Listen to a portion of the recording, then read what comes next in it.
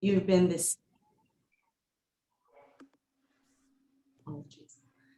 Zimakov, you have been the CEO of the Menachem Begin Heritage Center for the last 21 years. Under your leadership, the center has grown to become one of the leaders in Zionist and democratic education, led by the values of Menachem Begin, serving the thousands of young people and soldiers who participate in its programs every year.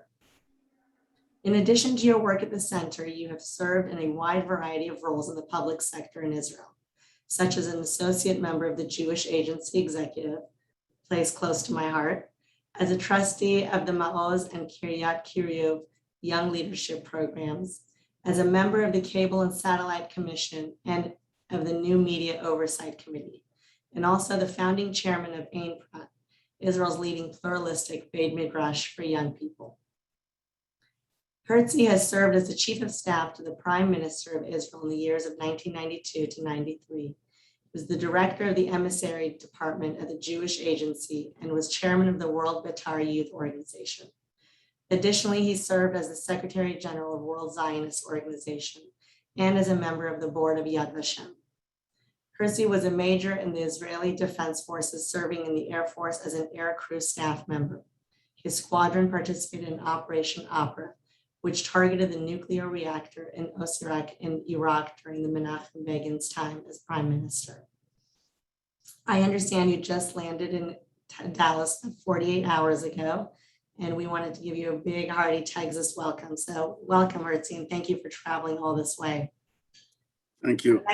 Our next speaker is Rob Schwartz. He's the founder of Hidden Light Institute, a nonprofit film production studio whose mission is to make documentaries on historic Jewish and Israeli figures and events. Rob is the executive producer of Hidden Light Institute's first release, Upheaval, The Journey of Menachem Begin, the first English language documentary that chronicles the life, leadership, and legacy of the former Israeli Prime Minister and Nobel Peace Prize winner. After Rob graduated from Rutgers School of Law, he served as a city administrator and then became chief of staff to former Senator Joe Lieberman.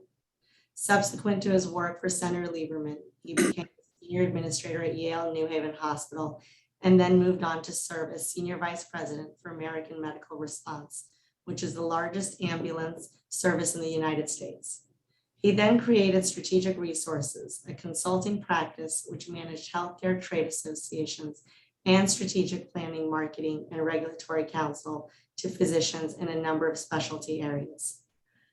Rob, thank you for being with us this evening and for bringing Upheaval to our Dallas community. As I said, it was riveting.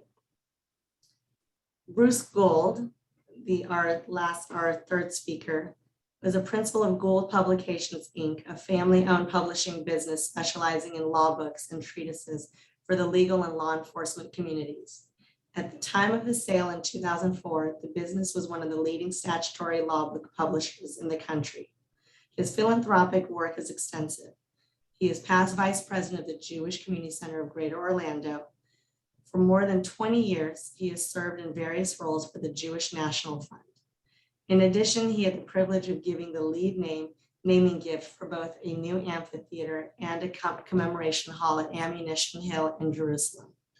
Currently, he is leading a campaign to building a new Holocaust museum for hope and humanity in Orlando, Florida.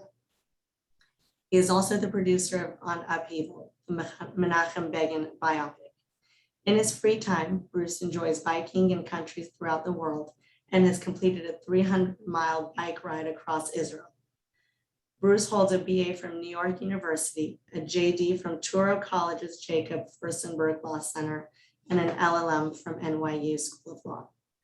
Bruce, welcome, and thank you so much for joining our panel tonight.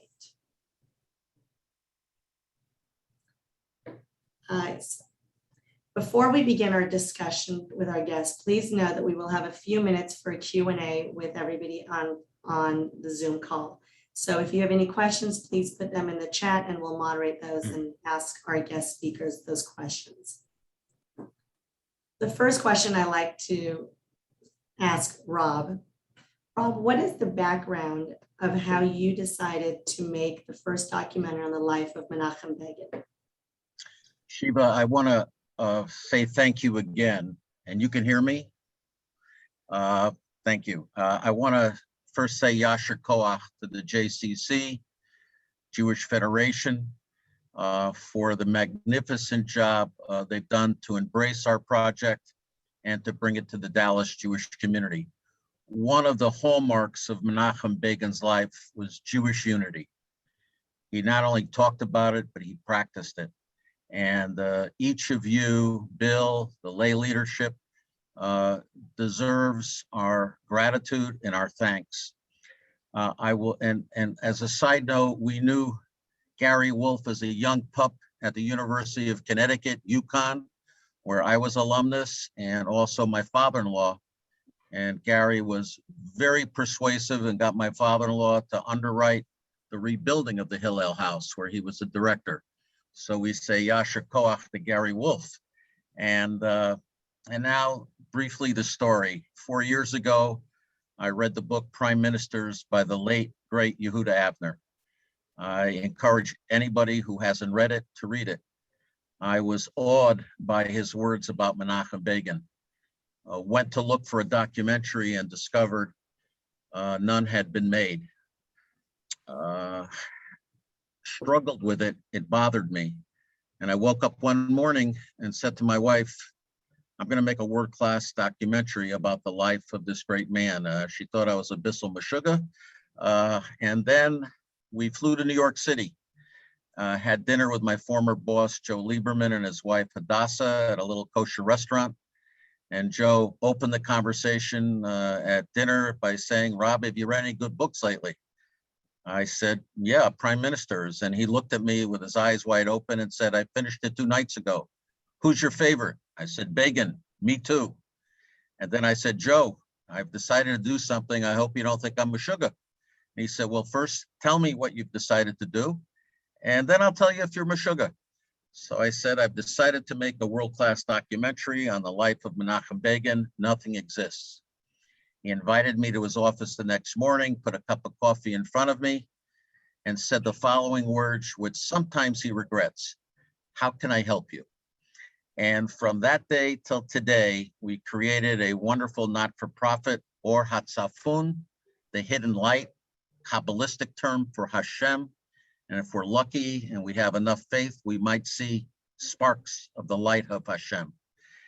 We recruited an international board of directors, of which Bruce is a member of, and also people like Rabbi Meir Soloveitchik, and some wonderful pastors in the evangelical movement. Started fundraising, and then recruited an award-winning director, Jonathan Gruber. And we come to today, where the film has been completed, being screened throughout the United States. We're excited to announce that public television has signed an agreement to run it for 3 years.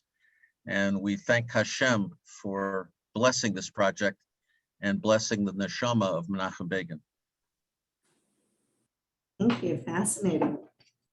The next question is for Hertzi. What should Jews and non-Jews take away from seeing this film? Well, in the film, you can see and be, I believe, impressed with some of the lines that characterize Menachem Begin leadership. The integrity, the being a proud Jew, being ready to do whatever your people need, and the worldview, which is so realistic, but also so full of hope and faith in the destiny of the Jewish people. And I think that in our world today, when we face many issues, many challenges to the Jewish people and to the world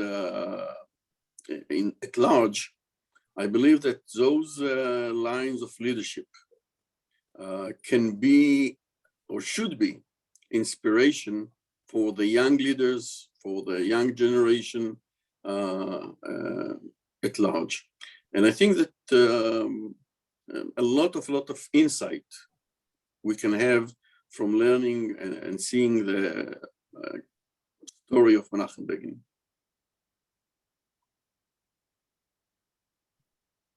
Definitely, the integrity, you don't really meet a lot of people like that anymore, certainly in the political realm. Bruce. I can tell you one story about the integrity of Menachem Begin. When the peace process with Egypt took place, there were, of course, through the negotiations, there were some hardship. And the Secretary of State, Christopher, came to Israel, met with the Prime Minister, and suggest that the President Carter invite Menachem Begin and Anwar Sadat for a summit in Camp David. Begin said, for sure, it's a great idea. I will join it. So just Christopher asked him, but don't make it public, because from here I'm going to Egypt. And we haven't talked to President Sadat. I don't, that he will hear it, from the press that we were here and we spoke with you first about it. Begin said, sure, no problem. We won't leak it. We won't talk about it. And he likes the secretary very much. So not according to the protocol, he escorted him out, and just outside the door, a bunch of American correspondents that came with the secretary stand, and one of them, the reporter of AP, Associated Press, asked Mr. Prime Minister, have you been invited to Washington? So Begin didn't know what to say, and he mumbled something and ran back into the room. And he came to the room and he talked to his press secretary. He said, look, I feel terrible. I didn't tell the truth to the guy. So they discussed it, and Begin decided that he's going to send a letter of apology to this reporter, and he will understand why he couldn't tell him. But when the letter will reach him, it's before the email period, it will be already after the Secretary of State will be in Egypt and will talk with Sadat.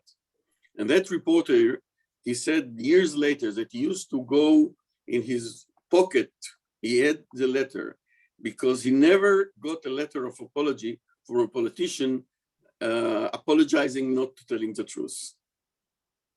That's for sure. Bruce, the next question is for you. How did you decide to become a producer on this movie? Well, thanks, Shiva. And I first want to say thank you very much for having me. And I'm enjoying my time here in Dallas, and we've met some wonderful people. And I congratulate all of you that are involved in the Federation. I know how important it is to further the mission, and especially if you're involved in the overseas and Israel advocacy division. It's extremely important, and I congratulate all of you for the hard work and the good work that you do. In terms of why I decided to get involved in this project, number one, Rob Schwartz. He is a fantastic salesman. We met, and I won't forget it. He came, he called me up, and we sat down, we had coffee across the street from my apartment in New York City, and he explained to me what he was going to do. And, he went through it, and he asked me, to step up and help out, that he thinks it would be a great project. And at the time, I didn't really know if it was going to happen, but I did a little research, and I started to really look in and delve into the project and the subject matter of the project. And I became fascinated, like Rob did. I was really mesmerized at the person, Menachem Begin, the leader, Menachem Begin. The one thing I can say, and when people ask me, what made Menachem Begin different. I would say that he epitomized what the kind of leader we should have today is. He didn't always make the right decisions. He didn't always make the most favorable or the decisions everybody wanted him to make. He made the hard decisions. He made the decisions that he knew were right for the time.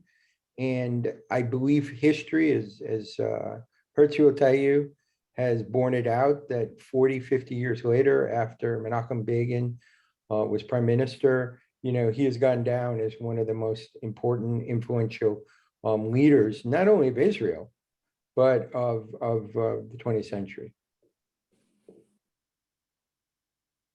Thank you.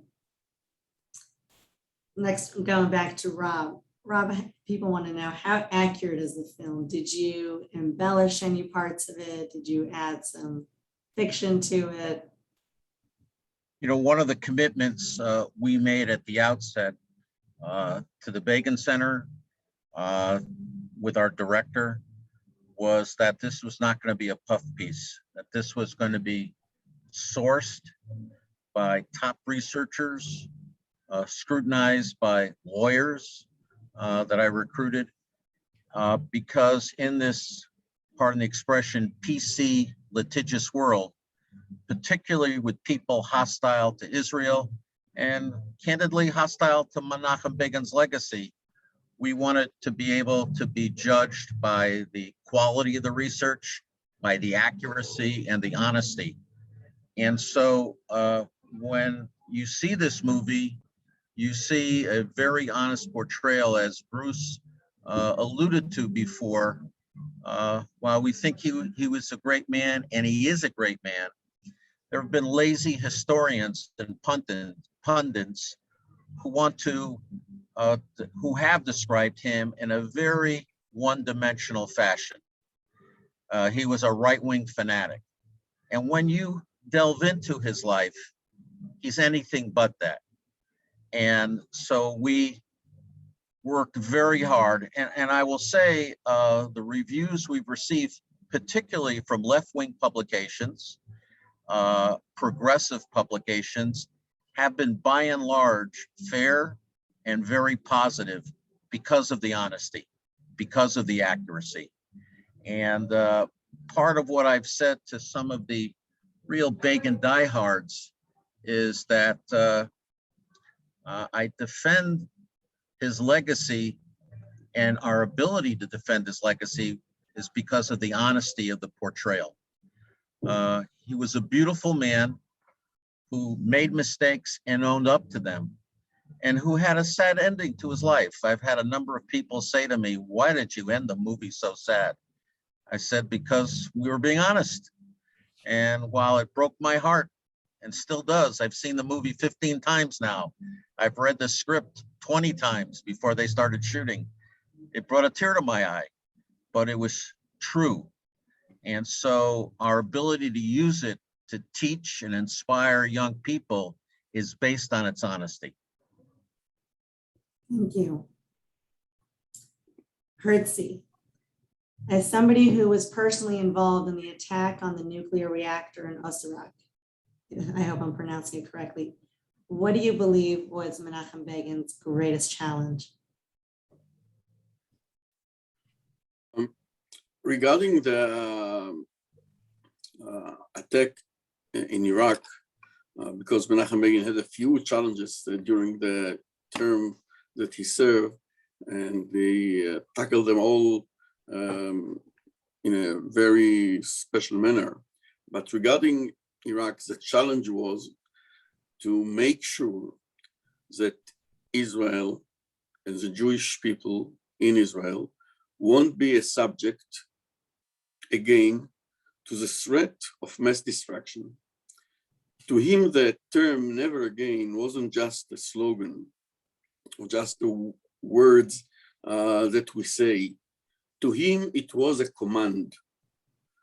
With his background in Europe, personally, he didn't went through the German camps,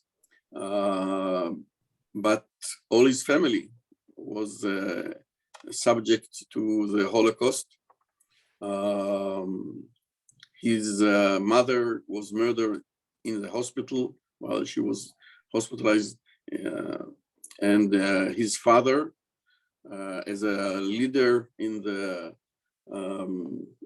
town, the small town, Brisk, led 400 people that the German marched them toward the Bok River, and he led them by singing Hatikva, and they were shot into the river. So those story and the understanding what the German did during the Holocaust, not only the physical, but the humiliations that they put the Jews under, to him it was something that won't happen again. And to make sure that none of the enemies of Israel will acquire ammunition of mass destruction, to him it was what, well, it was later known as the Begin doctrine. And that was the real challenge. And how do you do it without creating such a environmental and human disaster? Because if we would have waited another month or so, the reactor would be operative and would be what they call professionally hot. And if you bomb a hot reactor, the effect is like you threw a nuclear bomb. And Menachem Begin said, the children of Baghdad are not our enemy. And we want to make sure that we won't harm them. So the timing and the method, it was all very well planned in order to pinpoint the targets, but get the work done. He was definitely successful at that point. And yeah, it's a concern that Israel deals with every day. I know unfortunately, with my native country, Iran, they deal with it every day. Bruce, as a major Jewish philanthropist, how do you believe this film can impact young Jews and also combat anti-Semitism?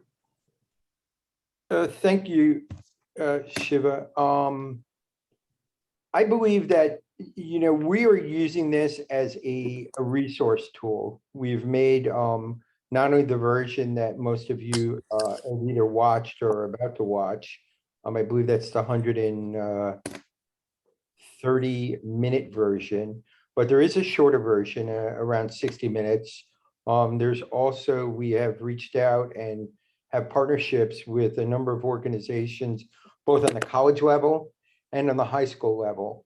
And we've set up a whole educational program to really take the movie and use it as a teaching tool to combat. And if you go into college campuses today, there is definitely a tilt away from Israel. There's tremendous anti-Israel, anti-Zionist, and I think part of that problem is we as a Jewish community at first didn't take it as serious as we should have, and to start to try to arm young college students, high school students, even before they get to college, with the knowledge and the information that they need to know about what the importance of Israel as a democracy. And I truly believe that, and people have said this to me, and I really feel strongly about this, that Israel is a strong, independent, vibrant country. I don't think it needs the diaspora to help it survive. I think it will survive and thrive on its own. But I really question whether the diaspora can survive without Israel. Because when you really think about it, Jews that aren't in Israel, it's more important than ever that we understand the importance of having an independent, democratic Jewish state, and why we felt that, making an historical piece like this, and showing what Menachem Begin did and how he changed the course of Israel. And when you look at modern Israel, it's Menachem Begin who is responsible for Ethiopian Jews being a vibrant part of the population in Israel today. It's Menachem Begin who's responsible for bringing in Russian and Ukrainian Jews. This is the makeup of Israel today. It's a cross section of many different cultures and many different people from many different walks of life, and you can put that squarely on Menachem Begin. I agree. I'm a product of the UC system 25 years ago. It wasn't BDS, it was SJP, and it's only gotten worse and worse. And I agree, the movie really shows how important the Jewish state is for the diasporan Jews. Absolutely. Thank you. And actually, I think I'm going to go away from this right now and just see one of the questions that's shown up in the chat. And I think Hertzie may be the best person to answer this, or maybe Rob or Bruce. Are any of Menachem Begin's children and grandchildren involved in politics? In short, yes. In one word, yes. His son, Benny Begin, is a member of the Knesset. He used to be a minister. He entered politics only quite a few years after his father retired. He entered in 1988, became a member of Knesset through Likud, but in the last election he left Likud and joined the New Hope, the party of Gideon Sa'ar, and he is also considered to be a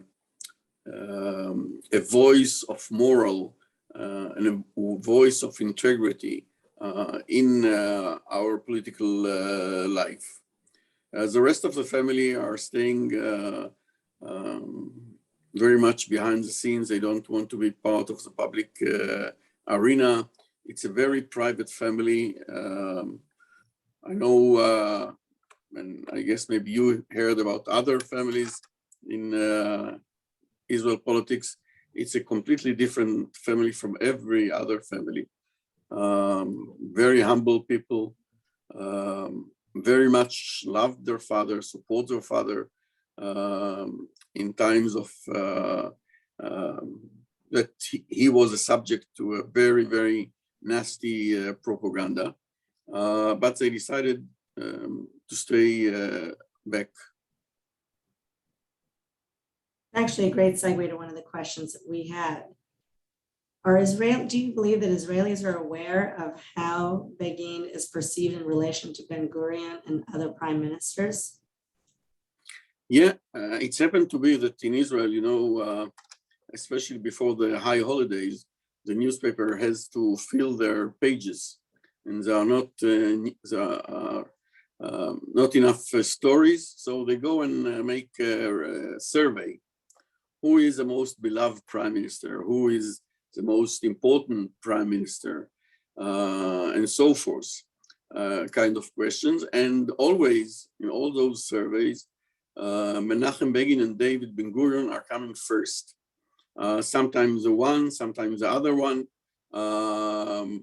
It also depends on the question, of course, but there is a very marginal difference between them. And the rest are very much below. And that happened, I believe, because Menachem Begin perceived in the public eye in Israel as one of the forefathers of Israel, like David Ben-Gurion. And it's natural to understand that David Ben-Gurion was fourth father. He was the first prime minister. He declared independence and led the country and shaped most of the norms of the young Israel. But Menachem Begin in 1977, when he came to power and when he won the election, the historical election, because it was the first time that the power shift from the Labour Party, the socialist oriented parties coalition, toward the Likud party. Menachem Begin reshaped Israel's society, reshaped Israel's strategic or geostrategic situation with a peace agreement with Egypt. He changed, as was mentioned here before, the method of relationship between diaspora community and the state of Israel by the Project Renewal, that not only helped the poor in Israel and renew communities all over the country, and by that project, that was the largest social project in the history of the state of Israel. But he changed the connection between the Jewish community around the world and the state of Israel. It's not that you gave, contribution to the federation sent it to New York sent some of it to the Jewish agency, and when it came to you are in the West Galilee, so let's say it didn't go to when it came to Nahariya, nobody knew where it comes from and who is beyond it. By creating the direct connection, Begin changed the human aspect of relationship between the contributors and between the recipient, and it wasn't only money. This project create what we used to call in the Jewish Asian P2P, people-to-people project. So the same way he changed every aspect of Israel, the social, the economic, from being a very centralized socialist economy to a free market, and so forth. So people realize that, and people love him, and people believed in any respect that whatever he did, whether it was a mistake or whether it was a success, he did it because he believed that what the Jewish people, what the state of Israel needs. Never any other consideration was on his table. One of our participants asked, what triggered the Israeli election? And you alluded to the elections in 1977. One of the questions is, what triggered the Israel elections in 1977? Rabin dissolved the government in 1976 for a reason, and it has something to do with Operation Opera, doesn't it? No. Operation Opera took place in 81. It was much more later. And Rabin didn't live in 76. The election in 77 actually happened because Rabin, as a prime minister in the first term, wasn't a very experienced politician. And he thought that if he will make the election earlier, it will ensure that his party will win. But between his decision and the election, a lot of things happened in Israel, especially in the governing party, the Labor. Some corruption was detected.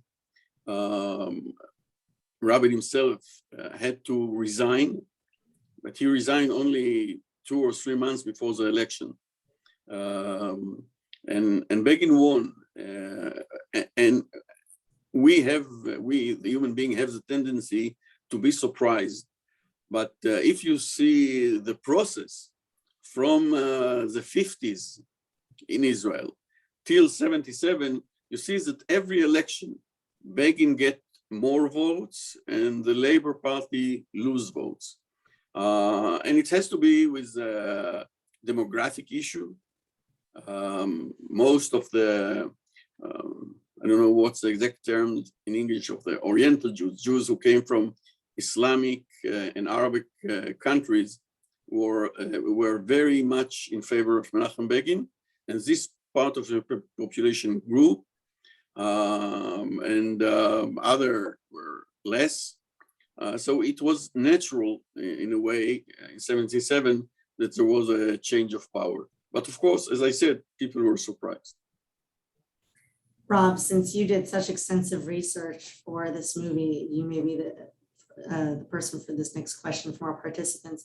What did Begin believe he would be remembered for, and did he have an idea of his legacy? Can you repeat that? I had trouble hearing it. What did Menachem Begin believe he would be remembered for, and did he have an idea of his legacy?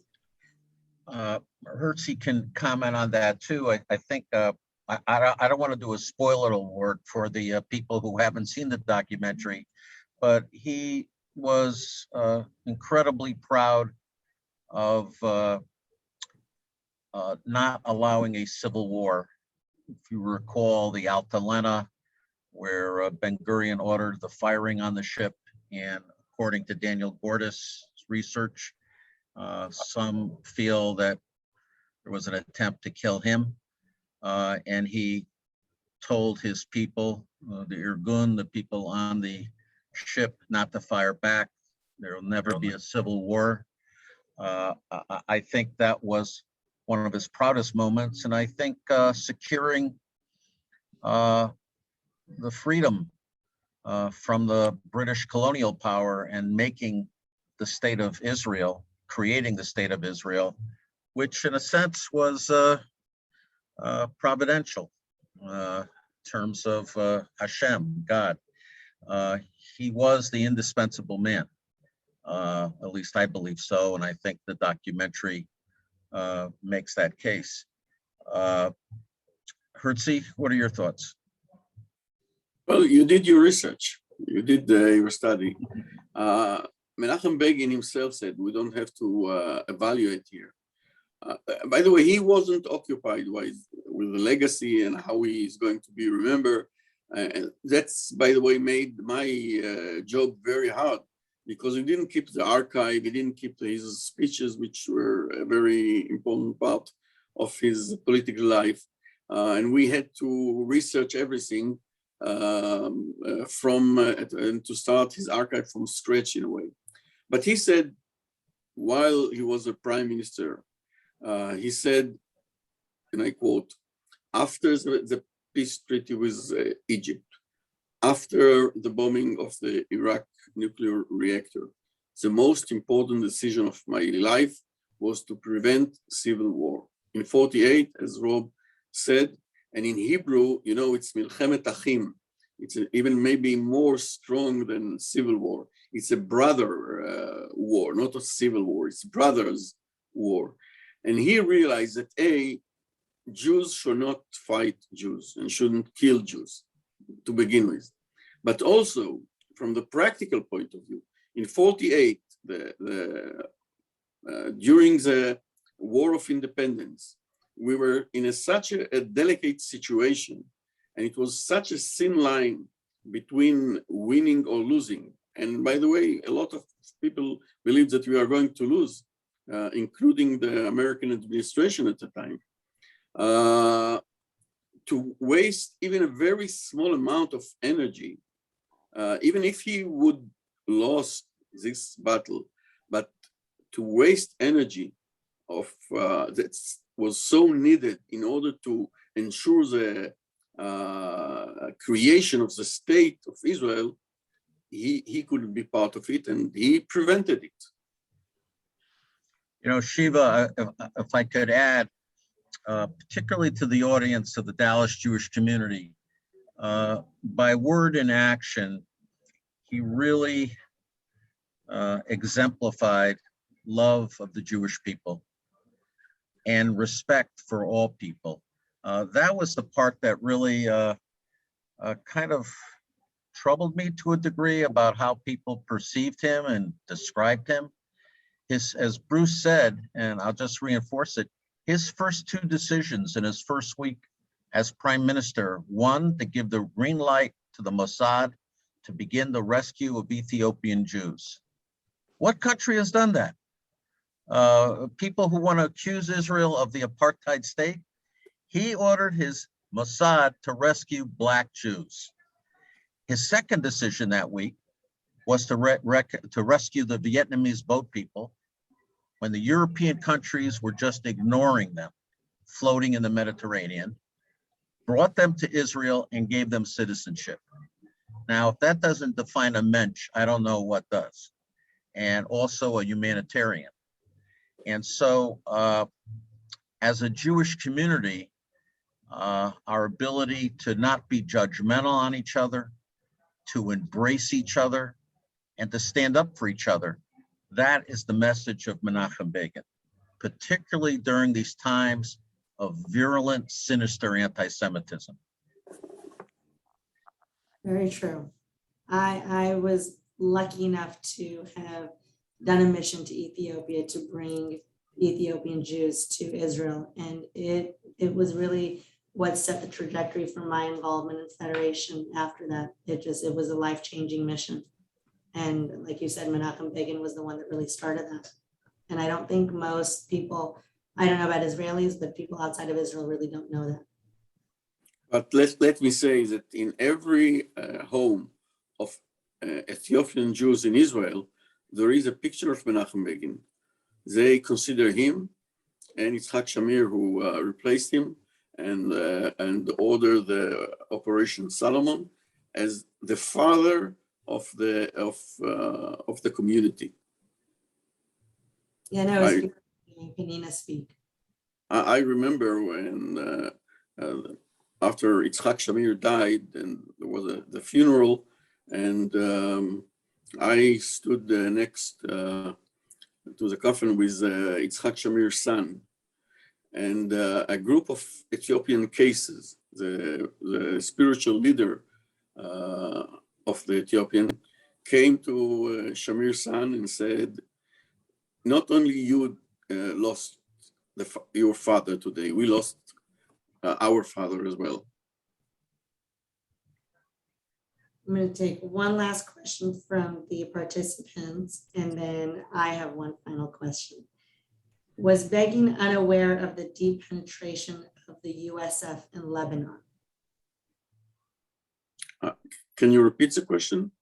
Was Begin unaware of the deep penetration of the USF in Lebanon? USF? I think it might have been IDF, and it was probably spelled, there it is, it's IDF. Oh, okay.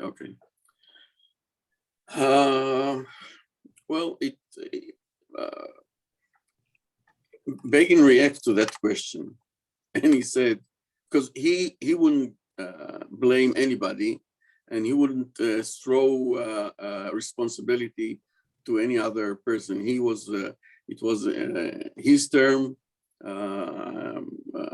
so he took responsibility. But when he was asked about that, he said, I knew about all the IDF action. Some of the action I knew before, some of the action I knew after.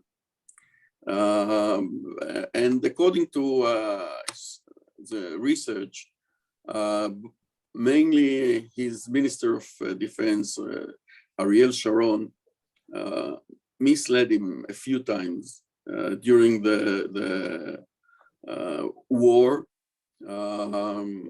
It started with that Begin didn't approve, the government didn't approve the first plane that Sharon had, but Sharon, who was a very talented general and strategic planner, was able to carry out his plan anyhow. And one of the reasons that Begin resigned in 1983 was the fact that he thought it's going to be a short operation, a limited operation. And after we had more than 500 soldiers killed during this war, he felt that he should retire. And he did. He took the responsibility, although he could blame others. He was a man of real integrity. Shiva, I would add one piece. As we prepared for this film, we knew, or at least I knew, the most sensitive segment would be how we would treat this, that we would be judged by how honest we were and how forthcoming we were. And Hertzie and I, the director, some others, we had some long and heartfelt discussions about this. And we opted to kind of let it all hang out and let people look at what we reported in the documentary and draw their own conclusions. I think it's fair to say that Begin was a mensch and throughout his career and took responsibility for things that necessarily wasn't his to take responsibility, but he took the hit politically and otherwise. And in this instance, he took a huge hit, both in terms of his physical health, but also his political standing and his legacy. But I think in the sweep of history, he does come out as being honorable in terms of taking responsibility. Yes, no, I would just like to make sure that we understand. Begin didn't regret the decision to go to war against the PLO who took over Lebanon. It wasn't, a war against Lebanese.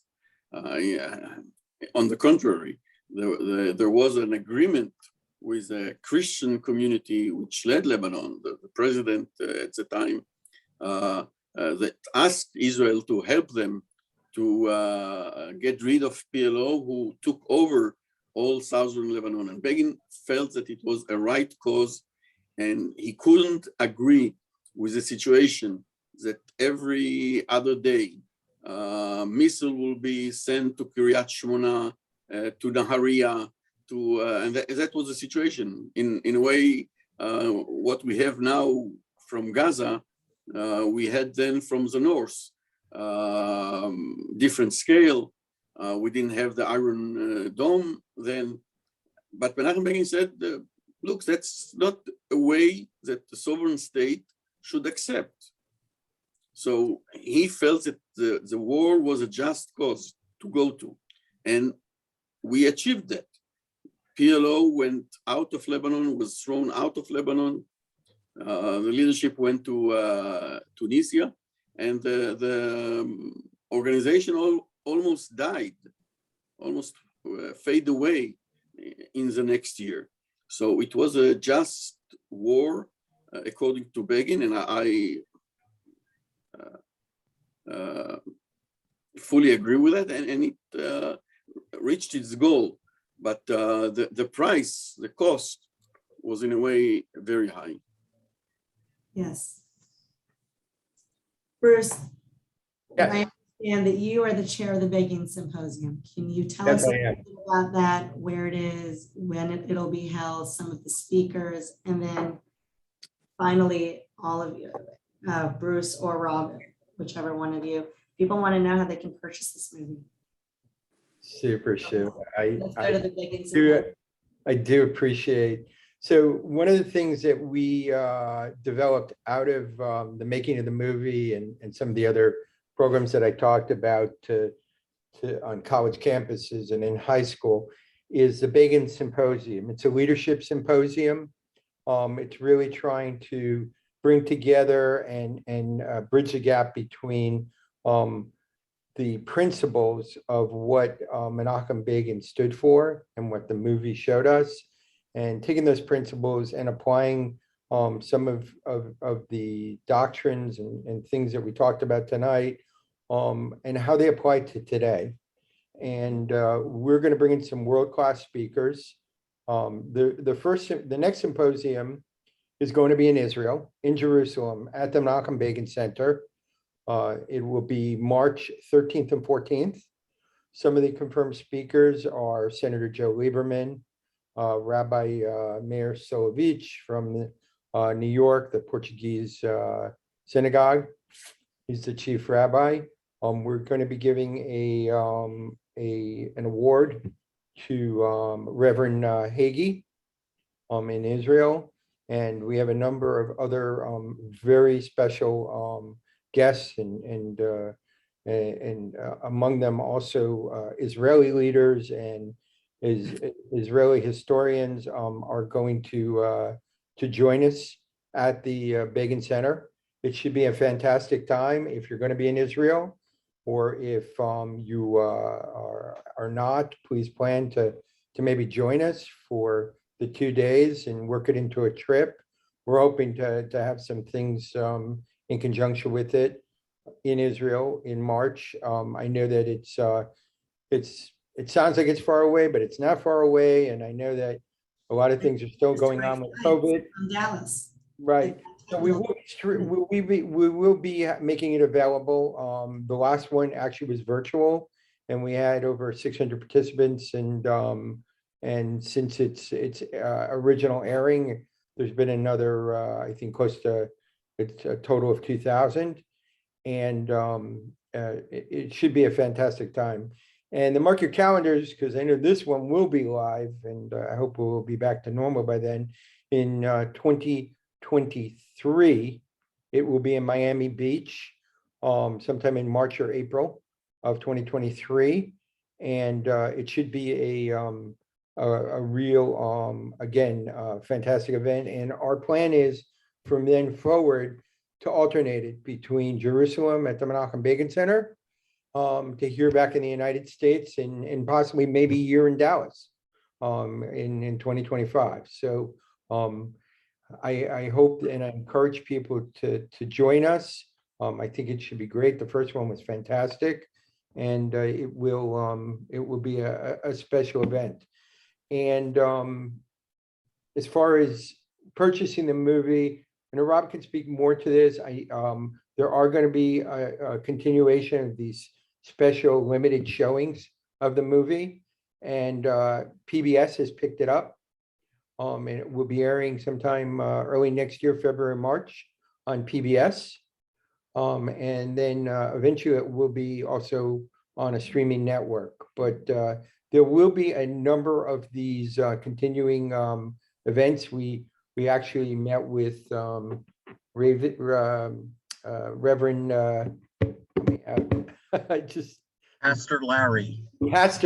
Pastor Larry this afternoon, and we're talking to them about doing a showing and they wanted to know if they could invite people from the Jewish community, and we said of course. So there will be a number of other showings if you didn't get a chance to view it in this time period. Rob, did I miss anything? Do you want to say anything about the one can go on BiggenFilm.com to purchase it. I want to give a shout out to PETA and the staff of Federation, and to all the lay leadership again. We really say Yasher Koach for your love and support for this project. It's been wonderful to be here in Dallas. Thank you so much, gentlemen, for joining us tonight. I'm going to turn it over to Jolie Newman, Chair of the Board of the JCC, who helped bring this to Dallas. Thanks, Shiva. And thank you so much for this amazing and fascinating discussion. It was very enlightening. You guys are obviously very passionate, and we appreciate that. So I am Jolie Newman. I am the board chair of the Aaron Family JCC. The Jewish Film Festival of Dallas is presented tonight by Co-America Bank and our JCC. And this evening's program is just one example of the many programs that we host for the community, both online and in person. It's the 25th year of the Jewish Film Festival of Dallas, and to celebrate, we will continue to present these compelling films. These films, just like Upheaval, will provide a window into the Jewish experience, and it will allow us to explore contemporary and historical themes in many different global settings. Our talkbacks with subject matter experts help us to enhance the viewing and the learning experience for our audience and strengthens our sense of community. The JCC is so proud of our partnership with the Federation, and we greatly appreciate their impact grant, which makes this festival and other Jewish learning programs possible. So thank you again to each one of you, to our special guest tonight, to Shiva for a great job this evening. We hope that all of you found tonight's program valuable, and we hope that you will also join us for future programs.